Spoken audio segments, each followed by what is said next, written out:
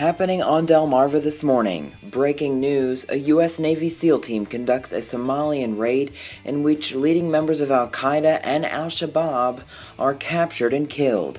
The breaking details are coming up. Landfall. Karen prepares to make landfall in the Gulf of Mexico, just east of an area ravaged by Hurricane Katrina in 2005. We'll have the latest. Day 6, the government shutdown enters its 6th day with little action from the House or Senate. But this morning we have learned furloughed government workers will get paid. A report from Washington is coming up. It's Sunday, October 6th, 2013. From Delmarva Connection, this is Delmarva This Morning. Good morning and welcome to Delmarva This Morning on a Sunday morning. I'm Hunter Littlepage. We are ecstatic to be back with our first Sunday morning newscast since June. We have a lot of news to get to this morning, but before we get started, I want to throw our water cooler question of the morning to you. What is inside of chicken nuggets from fast food restaurants? We asked you on social media earlier in the week, and we will get your answers and the actual answer from new studies coming up. But we do have some breaking news out of the Gulf of Mexico this morning. Let's get that. Tropical storm Karen will soon make landfall near Grand Isle, Louisiana. The storm is barely holding on to tropical storm status with winds sustained at 40 miles per hour. Tropical storm Karen currently traveling at only 7 miles per hour. Karen could become a tropical depression as soon as later this morning. Now, additionally, mandatory evacuations are in place up and down the Gulf Coast.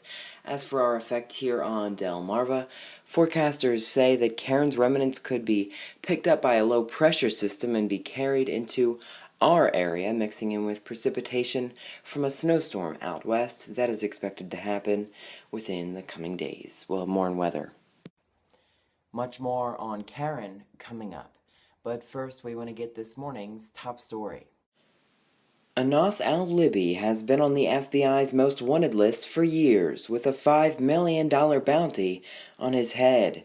The senior al-Qaeda leader was indicted on the 1998 embassy bombings in Kenya and Tanzania. Hundreds of people were killed. U.S. forces finally caught up with al-Libi on the streets of Tripoli, capturing the Libyan national in broad daylight. And in Somalia, U.S. Navy SEALs went after a senior al-Shabaab leader in a pre-dawn raid. The Pentagon would only say there were some al-Shabaab casualties and no Americans were injured or killed.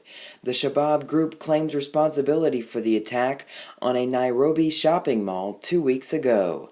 More than 60 people were killed in the 4-day terrorist assault.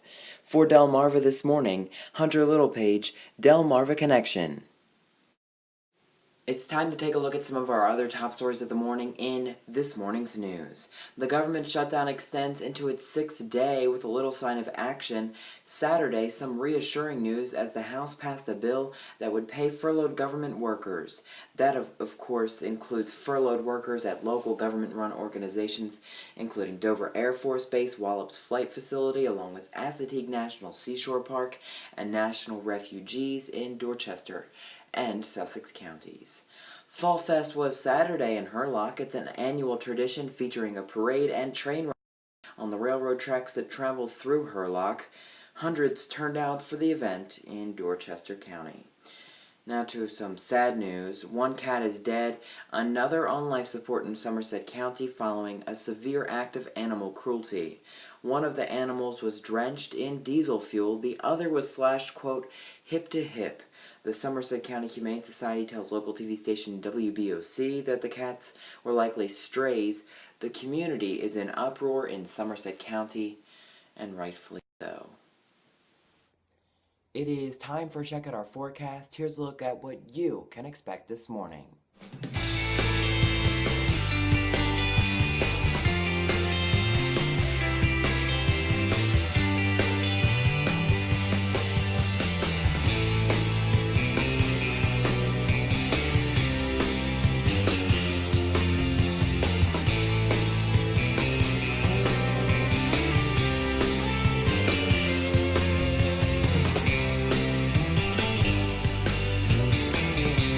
Let's get back to our water cooler question of the morning. And it is, what is inside of chicken nuggets from fast food restaurants? We asked you on Facebook earlier in the week. Here's a look at some of your responses. Meredith says, to even think about that just turns my stomach. I would hope chicken, but ... Jeremy says, quote, I'm sure it's chicken or mostly chicken, but I also suspect it's more of the chicken than I'd normally eat. Great responses from all of you.